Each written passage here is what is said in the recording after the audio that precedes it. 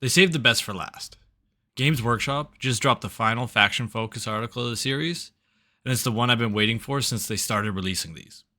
The Necrons. My main army, the faction I've spent more time learning, building, painting, and playing than the rest. Now I've covered the Tyranids Faction Focus, the Custodes Faction Focus, and the Votann, and they all had a personal angle for me because I own those armies too. But this one is different. This isn't me just analyzing an army from the outside thinking about whether I'd consider picking it up. This is my army. These are the units that are sitting on my shelf right now. I know how they play. I know their weaknesses. I know what I've wished they could do that they just currently can't. And I have to say, reading through these 3 new detachments, I think Games Workshop has been paying attention to what Necron players actually want. Let's break them all down, what they do, why they matter, and most importantly, whether any of them are going into my lists. Before we get into the detachments, real quick, if you haven't seen my list building video, here's a short version of where my Necrons are right now. I run 2 lists. My main competitive list built around the 3 Satan shards, the Void Dragon, the Nightbringer, and the Deceiver, using the Pantheon of Woe detachment. It's aggressive, it takes over the mid board, and it makes my opponent react to me rather than the other way around. My second list is an Awakened Dynasty build. A little more slow, durable, infantry-focused approach. 20 warriors led by Orokin holding objectives, some race locking down no man's land, and a more turtle-style gameplay that relies on reanimation protocols and attrition to grind out wins. So keep both of those in mind as I walk through these detachments, because they're going to directly affect how I react to what Games Workshop is giving us here. Alright, so Detachment 1. Hand of the Dynasty is all about the Silver Tide, the classic Necron image of endless warriors and immortals marching across the board, and the core rule is called Hypermotility Protocols, which does 2 really significant things. First, all immortals and Necron warriors, ranged attacks gain access to the Assault keyword. For anyone who doesn't know what that means, Assault lets you shoot even after you advance. Normally, if you advance you can't shoot. Assault removes that restriction. So your warriors and immortals can move further up the board, grab objectives, and still put out their full firepower in the same turn. That's a massive quality of life improvement for a faction that has always struggled with speed.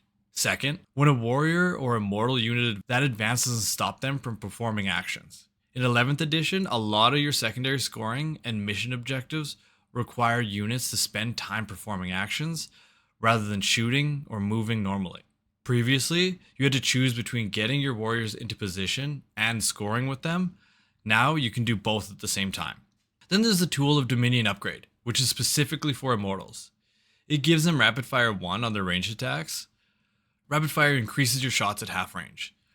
So your immortals advancing up the board, already shooting thanks to Assault, can then hit even harder once they close the distance. That's a unit that gets more dangerous the further it pushes into your opponent's territory. And the Nano Saturation Stratagem for 1 CP allows your warriors and immortals to snap fire back at an enemy unit that just shot them. Snap shooting normally has a -1 to hit, but getting in any kind of return fire after being targeted is genuinely valuable. It punishes your opponent for focusing on your infantry and gives those units a level of threat they didn't have in 10th. I need to be honest with you here. I've been running 20 warriors with Orokin as my objective holder through most of 10th, and the single biggest frustration I've had with that unit is that they're slow.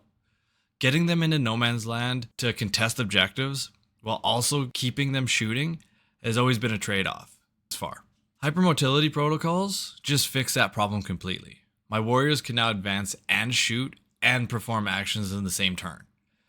That's not an incremental improvement, that's a fundamental change on how this unit plays. The Brick of 20 warriors I've been running all 10th edition just became significantly more flexible and dangerous at the same time. It's too bad you can't combine Hand of the Dynasty with the Awakened Dynasty detachment for the 2 DP, but there's got to be some sort of trade-off. Hand of the Dynasty is probably going to go into one of my lists, and that's not even a question. Detachment 2, the Skyshroud Spearhead.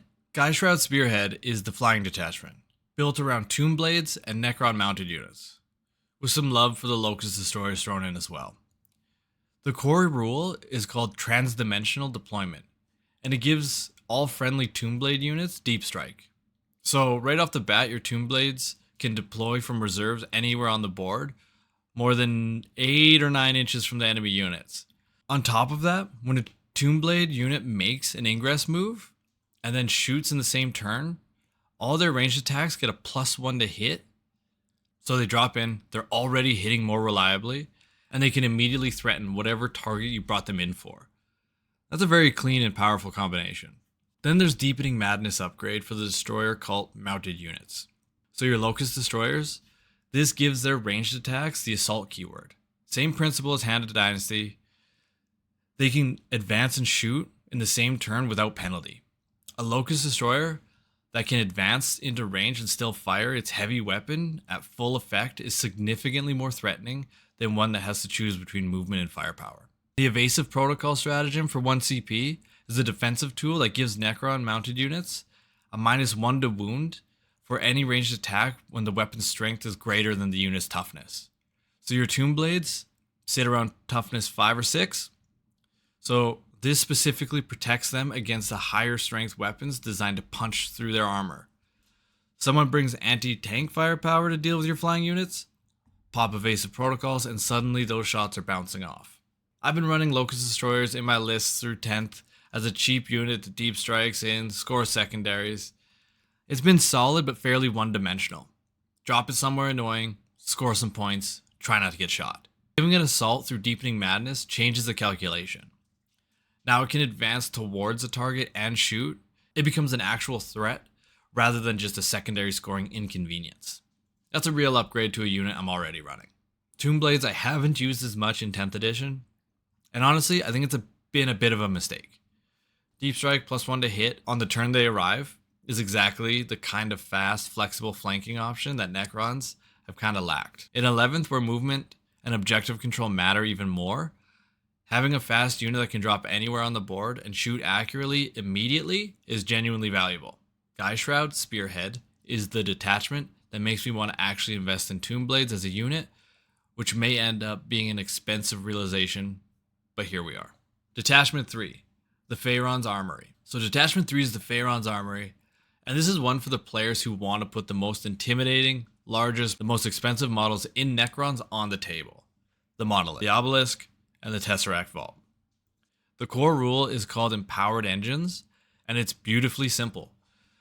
All friendly Necron Titanic fly units get +6 inches to movement. If you know anything about these models, that movement has always been their limiting factor.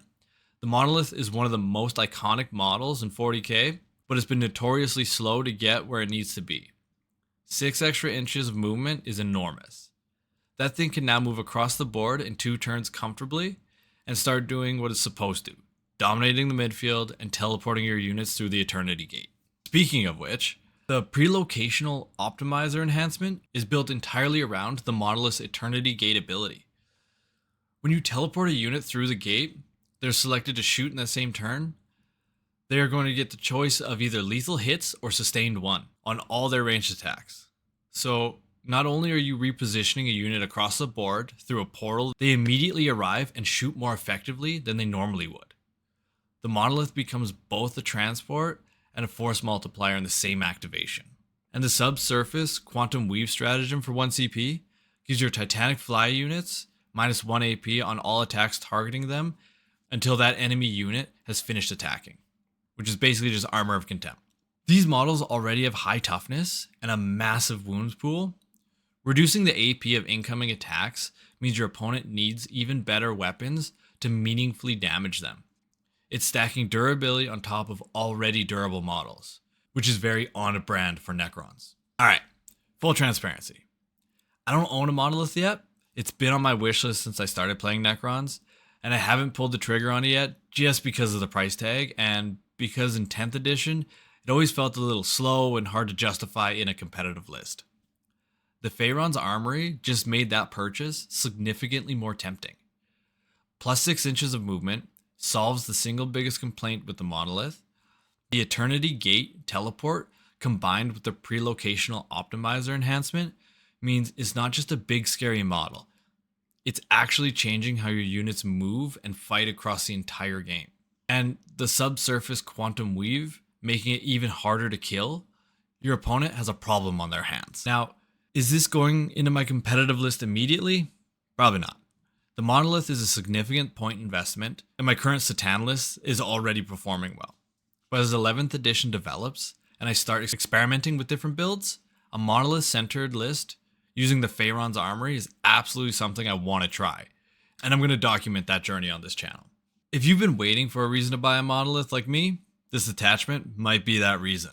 So, 3 new Necron detachments, Hand of the Dynasty for the Silver-Tide Infantry, Sky Shroud Spearhead for the flying and mounted units, and the Pharaon's Armory for the big centerpiece engines. Here's my overall verdict. Games Workshop has clearly been listening to what Necron players have asked for. The 2 biggest complaints about Necrons in 10th have been the speed and the feeling that the Warriors and Immortals were just slow objective holders with no real offensive threat. Hand of the Dynasty directly addresses both of these things.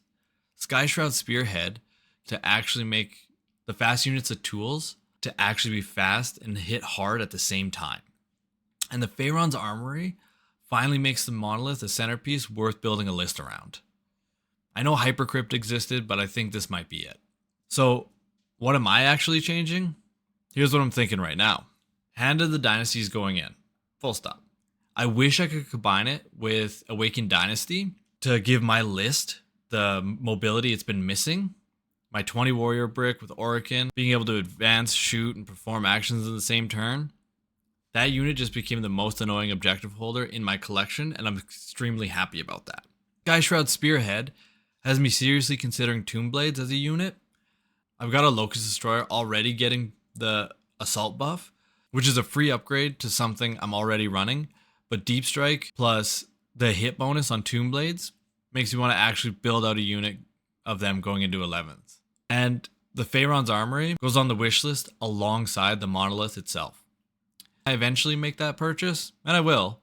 This is the detachment I'm building around it. All 3 of these detachments are 1 DP each, which means you can run all 3 together in a Strike Force game, or mix and match with the existing detachments. For Necron players going into 11th, the toolkit just got significantly bigger, and the faction whose biggest weakness has always been speed and flexibility, this is exactly what we needed. A link to the Warhammer community article is going to be in the description, and Games Workshop confirmed that this is the last Faction Focus article in the series. The core rules PDF drops early next week, so stay tuned because there's a lot more content coming on this channel as we head into launch. Drop a comment below. Are you a Necron player? Which of these 3 detachments are you most excited about? And if you're not running Necrons yet, is there anything here making you consider it? I'll read everything. Thanks for watching. We'll see you in the next one.